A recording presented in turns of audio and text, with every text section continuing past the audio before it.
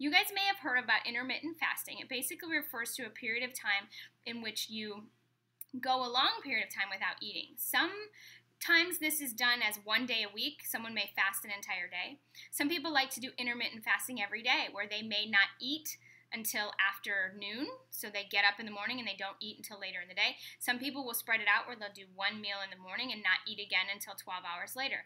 There's a number of different ways to do it. I have not personally really experimented much with intermittent fasting, so I couldn't tell you if I personally have seen results from it. I do know that there are some studies that show it can be somewhat effective for fat loss.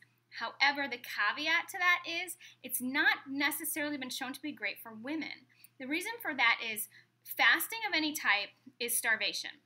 And our body goes into a certain mode when it's in that starvation place.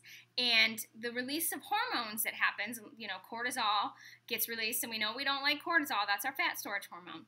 And for women, it's just been proven that because we're more hormonal than men, that stress can actually be a negative, and we won't get the positive benefits that may come from intermittent fasting because our body is then reacting and dealing with stress.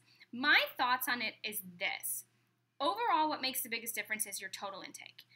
Just be mindful of how much you're eating every day and don't eat more than you burn. Consistency with that.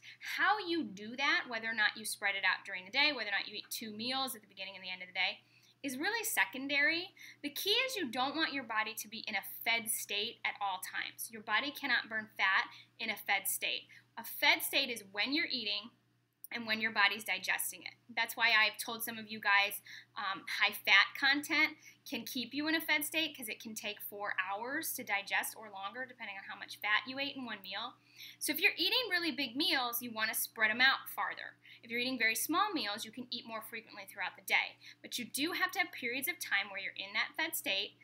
You'll know because you'll be hungry, and that's when the fat burning is happening. What I want you to figure out is what works best for you with your life and what stresses you out the least amount.